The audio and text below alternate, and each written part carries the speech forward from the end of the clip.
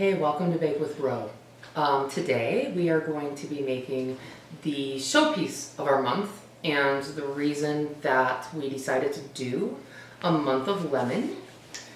We are going to be making a pink lemonade cake. This is a from scratch cake, and it is delicious. The reason I wanted to try this is because every recipe that I've seen out there recently for a pink lemonade cake requires frozen concentrate to give you the pink lemonade flavor. And Anastasia's squinching her face back there. In my mind, if you're going to make something from scratch, you really want to do as much of it with natural ingredients as you can. And we will talk about our food coloring later. We don't use that much of it. In researching this, what I did is I found an excellent recipe online by Fantastic Jess, and I will link to her site. Her site's linked above. And I modified her recipe. It's a pink champagne cake, which I've made successfully, and I modified it so that I could make a pink lemonade cake. The reason I chose Jess's recipe is because Jess already uses a full cup of liquid because she uses a full cup of champagne in her cake. And if you know a lot about baking, you know it's very scientific and everything has a reaction. Everything you change changes something else. So I didn't want to start off with a cake that didn't call for a lot of liquid and try and figure out how to get that punch in there with a full cup of liquid here. So that's the first thing I did. And the second thing I did was I did some research on making homemade pink lemonade. And there's a lot of different information out there, but it seems that the two most popular recipes are either call for strawberries or they call for raspberries, which is why we made the raspberry simple syrup last week. In preparation for this, we are going to use the full concentrate ingredients for pink lemonade. So instead of making a batch and using a cup of pink lemonade, we're using the raw ingredients. So we're using a half cup of simple syrup and a half cup of lemon juice. And that will really add the flavor to the cake. The lemon is very, very tart. You can definitely taste it. I don't believe it's overpowering. And then in the background, you have that little subtle bit of raspberry in the background. It's very good. This cake calls for cake flour rather than all-purpose flour. If you're wondering what the difference is, all-purpose flour has more protein than cake flour. So cake flour often can result in a fluffier, airier cake. And all-purpose flour sometimes results in a more dense cake. We're measuring things in grams. So we have 375 grams of cake flour. We have 375 grams of sugar. We have a cup of softened butter, and this is soft. This isn't This isn't as much room temperature as it is pretty soft. We've got a teaspoon of salt, which is a lot of salt for a cake. A tablespoon of baking powder, which again, quite a bit. 2 teaspoons of vanilla bean paste, 2 tablespoons of oil. We have a half a cup of the raspberry simple syrup. 6 egg whites. I'm going to show you how I separate eggs. And then a half a cup of fresh lemon juice, fresh squeezed. So I'm going to take care of the lemon first. And I want to tell you a little bit about this thing. I love this thing. I just got it a little while ago. I was in Target and I was going through the clearance aisle, which is one of my absolute favorite things to do. And this was there, and it's a little KitchenAid juicer, and it has a silicone ring on the bottom so it doesn't slip. And I've never had a juicer before. I've always hand squeezed or squazzed or whatever. Stop it, you know.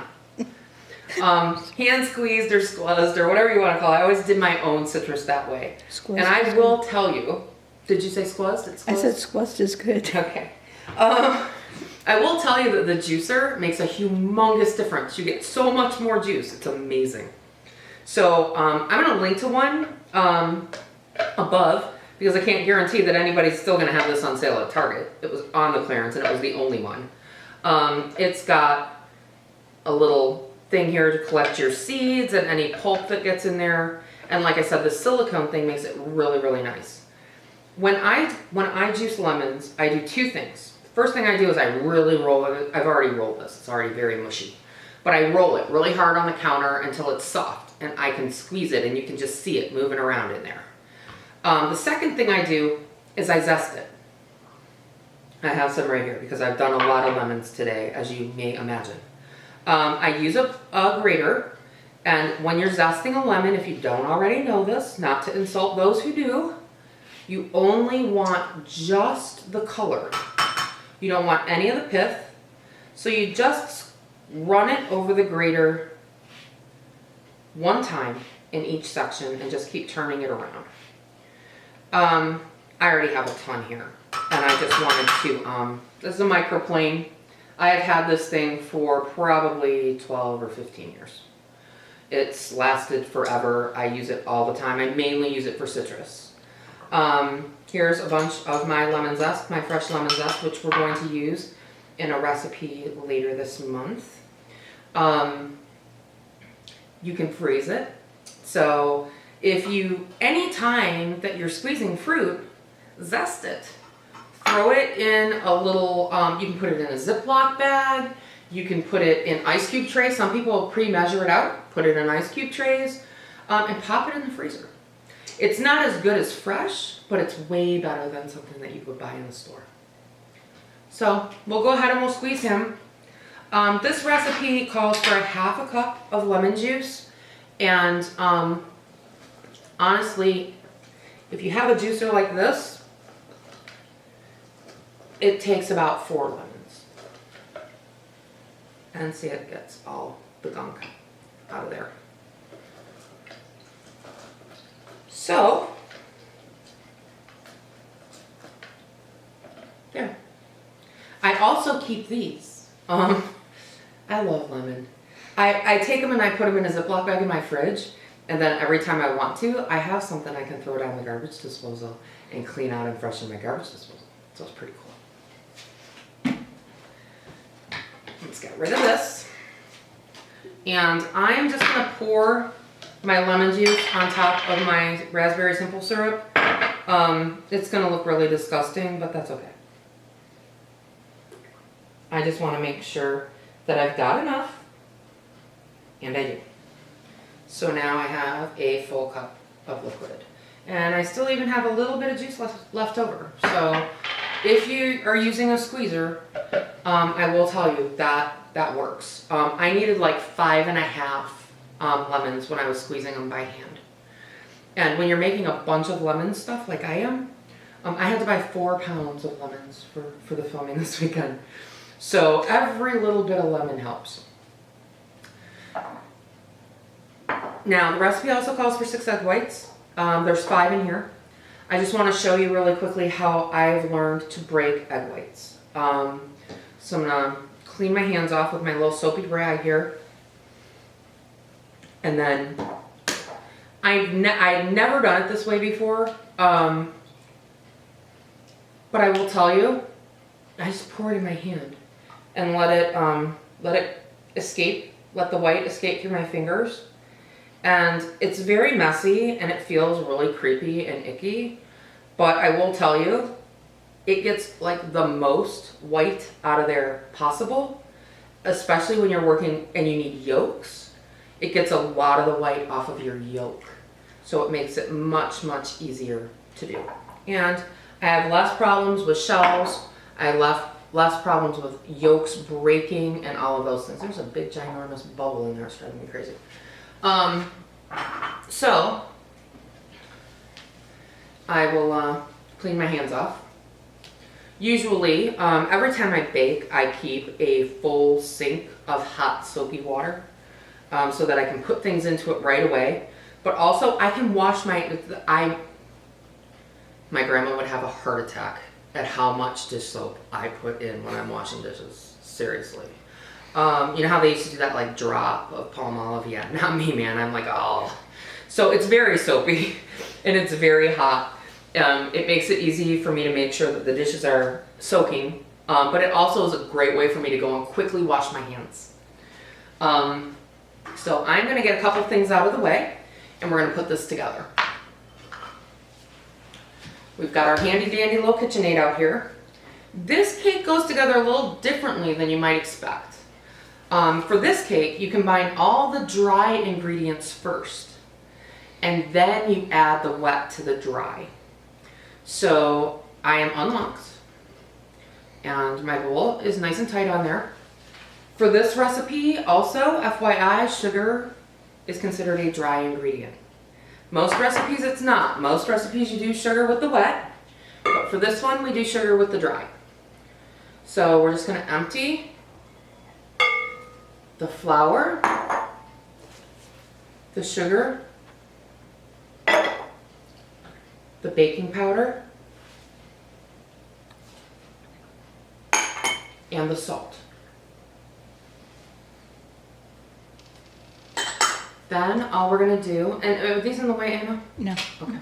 They're good. So all we're going to do here is we're going to just turn it on stir, and we're going to let that stir up a little bit. And this is what we do instead of sifting. It incorporates the baking powder evenly throughout. It gets everything kind of mixed together and gets rid of a lot of clumps or any little lumps that are in there. And just that long, not long at all. And then we'll go ahead and we'll lift it up. And now what we do is we're gonna coat that flour. We're gonna coat that flour with butter. And that's why we want it soft and at room temperature. We're gonna put the butter in there and we're gonna turn it on stir again. And the butter is gonna mix in with all the dry ingredients and it's gonna get crumbly like pie crust dough before you get ready to put it together and roll it out. So we'll go ahead and we'll do that. Oh, we'll go ahead and do that. Stop it. She's laughing back there. It's just not right. Just not right. Okay, so put that in. Got rid of this in my sink.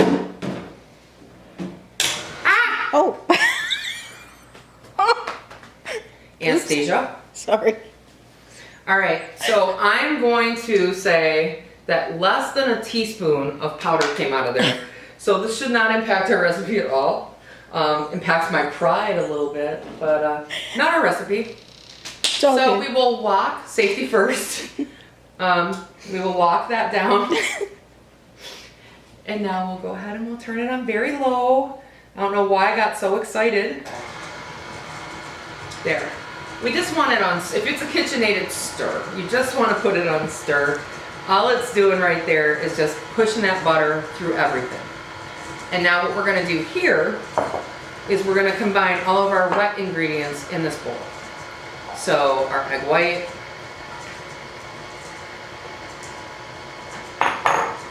our oil, our vanilla, which we definitely want to use our spatula so that we can get every tiny little speck of those vanilla beans out of there. If I'd have had more foresight, I would have, I don't know, maybe got a smaller spatula to use. But that's okay, because we'll just grab it with our whisk. And if it's on our bunny spatula, it's going to get into our mix eventually. is the paste the same as using the liquid The quantity? paste, yes, and we haven't talked about that before. It measures exactly the same. Okay. So we're just going to go ahead, we're going to mix that up. Mixing the paste in is a little more difficult than mixing in the liquid. It's a little viscous, but it does mix. It does mix in. We want to do that, and then we're going to add. This is our lemon juice and our raspberry, and we're going to add that in as well. Now, this cake will turn out pretty pink on its own. However, a lot of times when you bake a pink cake, it's a little brown in the oven. It doesn't stay a pretty pink. So I've done some experimenting, and I have discovered that the exact amount of pink food color that we want to put in this is 3 drops. This is gel food color. This is not liquid food color like that you get for Easter eggs from the grocery store. Okay. This is gel food color. It's probably a much bigger container than any of you would ever need. Of course, I buy a lot of this stuff in bulk, so I can color things like gum paste and fondant. So I'm just gonna put 1, 2, 3 drops. That's it. So while most of this cake is all natural, and if you do have these, do yourself the most wonderful favor in the world, and every single time you use them, clean off the tops of them really, really good. Sometimes I go in my pantry to get a color and I come out and yeah, my hands are covered in blue and green, and so. Like an Easter egg.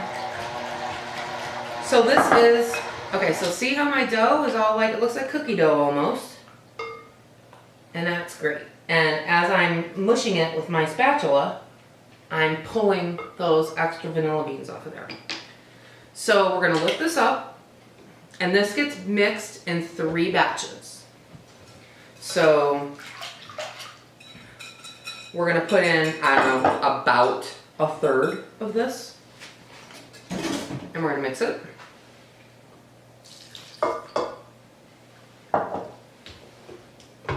Safety first. That's right, safety first.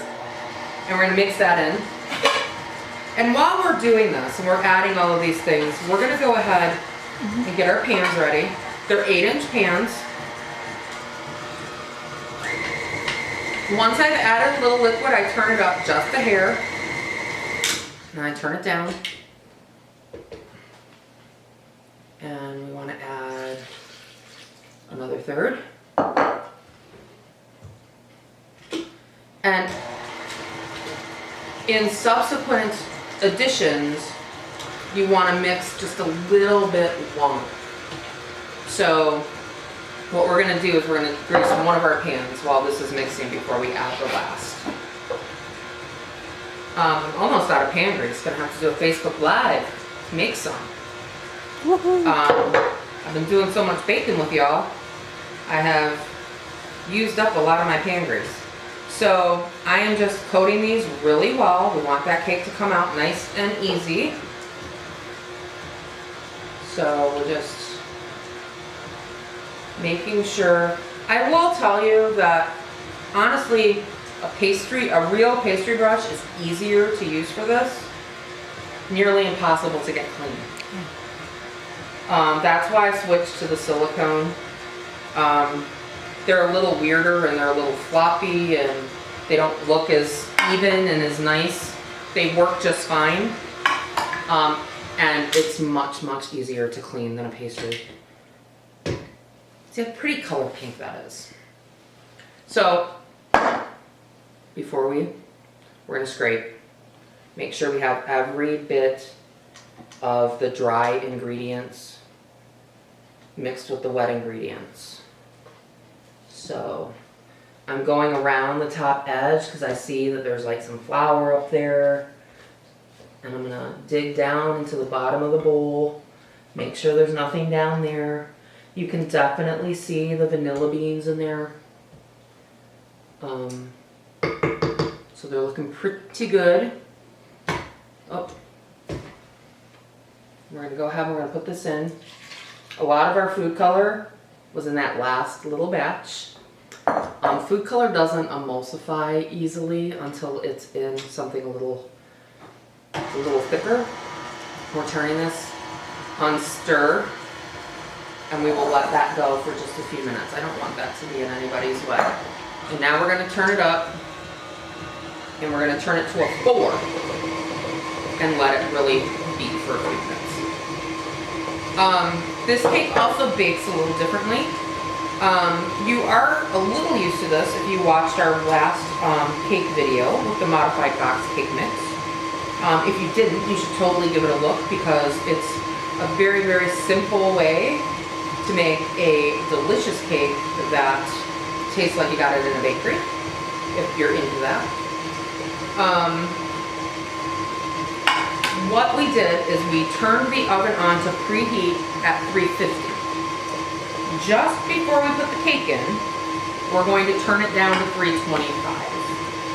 And then we're gonna bake the cake at 325 for between 40 and 45 minutes. And that's for an 8-inch cake. I can give you the variations for cupcakes and also for a 6-inch cake. So this is done. It's nice and pink. It's mixed up very nicely. It's a good consistency. This cake actually, I know how much this is very nice to have if you make cakes to sell, or even just if you do it as a hobby but you want them to be as even and as professional as possible. This cake actually, if you're doing 8-inch pans, 22 ounces of batter in each pan. That's what it makes. It makes 44 ounces batter. But it's yummy. I'm actually gonna grab my brand new handy dandy scale. Yes, it's very exciting. It's nice because it does grams or ounces. And it's easy to change. It's set on grams right now, but I can just with a click of a button, it moved it to ounces. It actually does fluid ounces or weight ounces. I don't know how it does fluid ounces. That's very different. So if I put my pan on here, I can just hit the little 0 key. It'll tear it out. It'll put it to 0. And then I can just measure out 22 ounces is 1 pound and 6 ounces. FYI. 1 pound, 16 ounces, plus another 6 makes 22.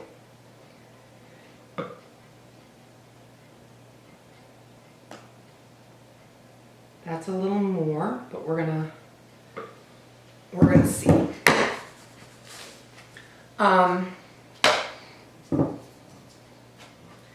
The nice thing is, of course, if you've never used a scale, you might not know this. If you have, you do. Once you've tared the scale, if you're putting the same thing on it, it should still be 0 when you put it on. Good to know. Yes. And yeah, see, that's, okay, so that's 1.7.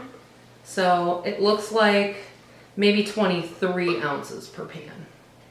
So that is good. We know we've got the same amount of batter in each pan, so we know that our layers are going to turn out really nice and even.